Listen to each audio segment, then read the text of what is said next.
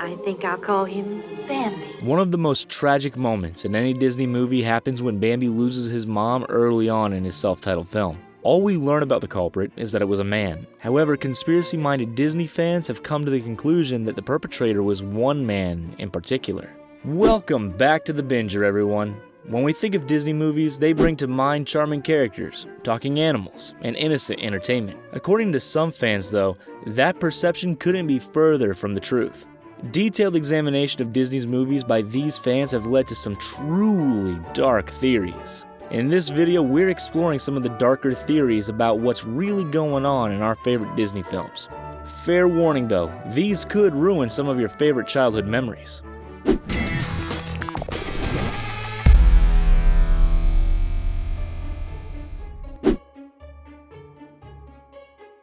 We always assume that Aladdin was set in the distant past, but one fan theory claims that the movie is actually set in the far future, and that future takes place after the apocalypse. The roots of this theory go back to the genie. When he's released from his lamp, he says that he's been trapped there for 10,000 years. So unless he has time-traveling abilities, the genie couldn't know about game shows and all the other pop culture references that he makes. However, Genie could know about all that stuff if the last time he was active was in the 1990s. Plus, the theory explains why no one questions the magic in the movie. Magic carpets? That's just a form of hovercraft technology. Human-like talking parrots? That's post-apocalyptic mutation or advanced genetic experimentation. There's even speculation that the Cave of Wonders is a fallout shelter. The theory's backed up by the movie's video game too, which included modern elements like a stop sign and an atomic bomb. A whole new world is right. The idea of never growing up in Peter Pan seems like wish fulfillment. But what if that's not exactly what's going on? One fan theory has it that Peter Pan isn't just the leader of the Lost Boys, he's actually an angel who appears to children after they've passed away. It's his job to accompany them to Neverland, which is actually heaven. There's actually some evidence for this theory. J.M. Barrie, the author of the book Peter Pan is based on, had a brother who passed away at 13. In other words, he never grew up. In fact, Barrie is said to have read the book to terminally ill children to alleviate their fears of their short lives ending. All that makes this theory seem pretty plausible. The idea that Pan is an angel has a sort of bittersweet innocence. At the other end of the spectrum is this next, far more disturbing theory about Peter Pan. In it, the Lost Boys are very much alive. However, Pan is the only one in Neverland who actually never grows up. And he finds the other kids aging out of the Lost Boys demographic unacceptable. So when that happens, Pan eliminates the unacceptably old Lost Boys.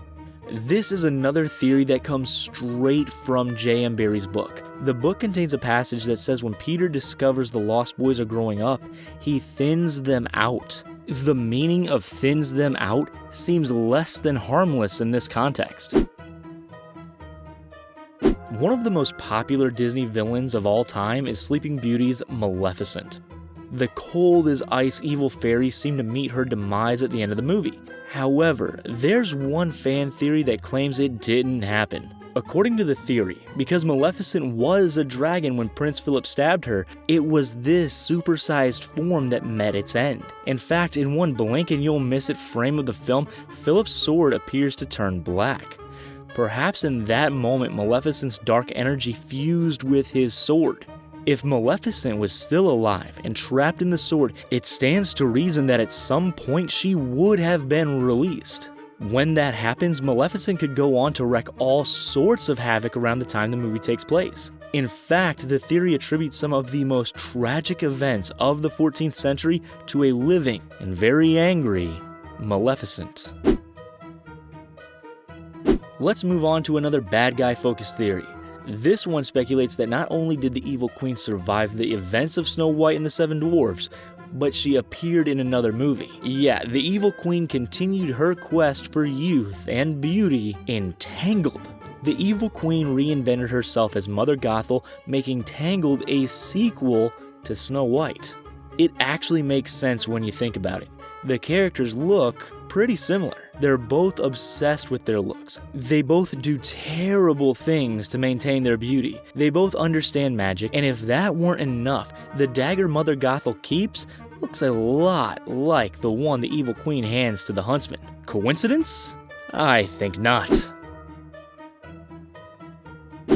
There's another Snow White theory that's even darker, and this one pertains to the princess herself.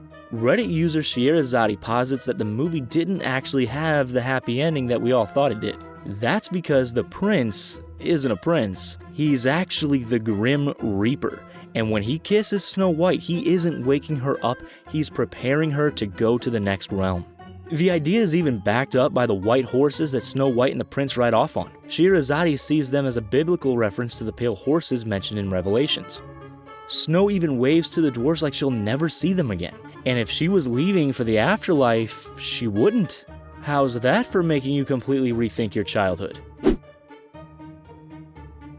If it hasn't become obvious already, many dark Disney theories have to do with the end of characters' lives, and some speculate about exactly who could be responsible for the tragedies that happen in Disney movies. One of the most tragic moments in any Disney movie happens when Bambi loses his mom early on in his self-titled film. All we learn about the culprit is that it was a man. However, conspiracy-minded Disney fans have come to the conclusion that the perpetrator was one man in particular, Gaston from Beauty and the Beast.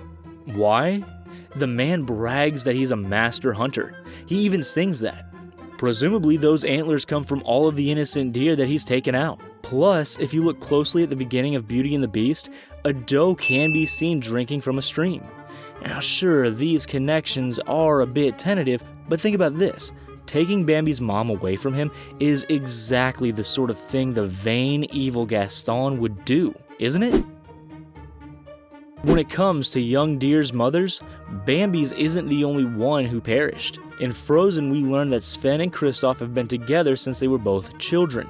The reason Sven was with Kristoff and not his mother was that ice harvesters took her out. But Kristoff is an ice harvester himself. Cold work that would require a warm outfit. And Kristoff's looks like it's made of reindeer pelts. So, fans have speculated that Kristoff's clothes could be made from Sven's mom. Say it ain't so, Kristoff. Does that mean Sven doesn't know Kristoff is wearing his mom? Even if he's not, let's face it, Kristoff wearing any reindeer in front of his reindeer buddy is dark enough. Here's another theory that takes us right back to Neverland. It claims that the Little Mermaid and Peter Pan share a universe, through Ariel's mother, Queen Athena. In The Little Mermaid, we never see Ariel's mom, or learn where she is. However, in the direct-to-video prequel movie, The Little Mermaid, Ariel's Beginning, we learn Queen Athena's life was ended by pirates. Peter Pan's nemesis just so happens to be the dastardly pirate Captain Hook. And the denizens of Neverland do include mermaids, which Captain Hook says he despises. Furthermore, there's a mermaid in Peter Pan who happens to have red hair and a green tail, which is suspiciously similar to Ariel. Many suspect that the mermaid is Ariel's mother and she meets her fate at the hands of Captain Hook. Given all of the evidence, this theory actually seems pretty plausible. No wonder Ariel's father, King Triton, says he hates humans. One of the video games Ralph visits during Wreck-It Ralph is called Hero's Duty. The game's fronted by a character named Calhoun. She and her platoon fight a creepy menace called Cybugs, and Calhoun's commitment to her cause came from her tragic backstory. On her wedding day, she forgot to do a perimeter check, and when she and her fiancé were at the altar, a Cybug attacked. It ate Calhoun's fiancé before she could take care of it, an incident that's haunted her ever since. There may be something the story left out, however, that makes it even more awful. Later on in the film, King Candy is eaten by a Cybug. Instead of that ending his life, though, he seems to have merged with the bug and become some sort of King Candy Cybug hybrid. I mean, as if those stupid things weren't creepy enough, you know? If that's what happens when Cybugs eat someone, that means Calhoun didn't just take out a Cybug. She took out a Cybug with the face of the man that she was about to marry.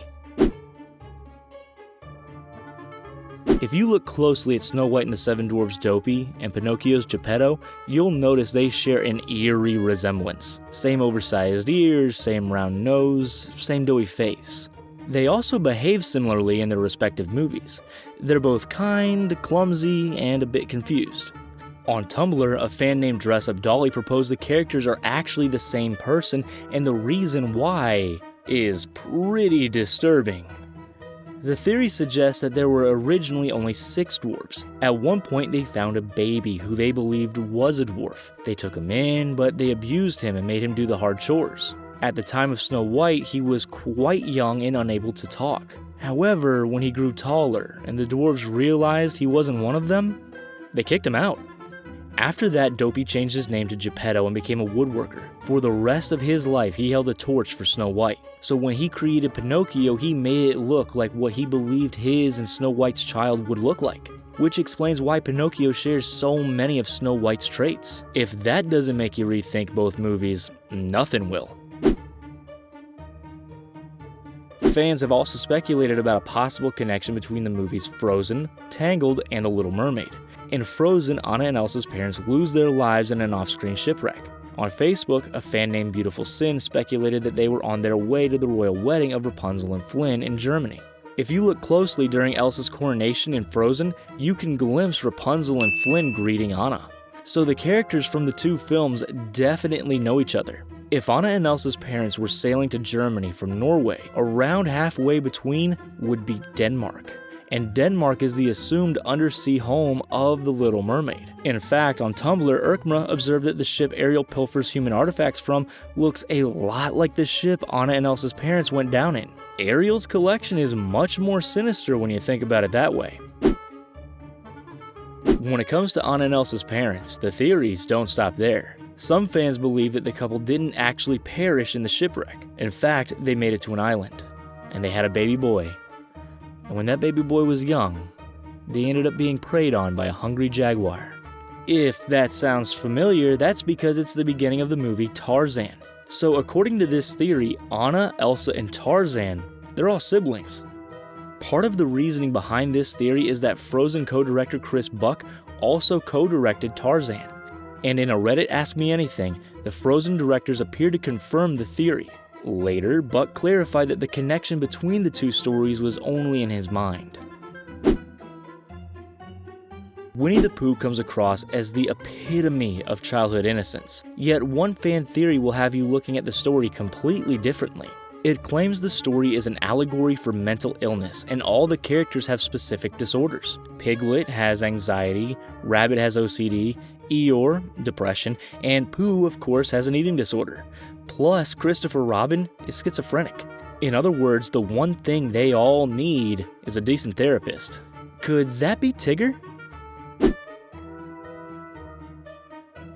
Here's a final theory that may completely change your perspective on another Disney movie. In this case, Aladdin. Superfan John Negroni suggests that Aladdin's true hero was Jafar. Jafar saw what the Sultan ignored. There was a terrible disparity between rich and poor in Agrabah. Jafar wanted to fix the problem but had to stop the Sultan's irresponsible spending to do it. His plan was to take over so he could make Agrabah a better place. So despite the treacherous scheming and creepy plan to marry Jasmine, Jafar was simply misunderstood. He just wanted to save his home from an inept ruler. Instead of fulfilling his noble dream to save the city though, he was thwarted by a confessed thief and con man. Poor Jafar. Which one of these dark theories completely changes how you see Disney movies? Are there others that we didn't cover? Share away in the comment section down below. And don't forget to give us a like and subscribe to The Binger before you go. Thanks for watching.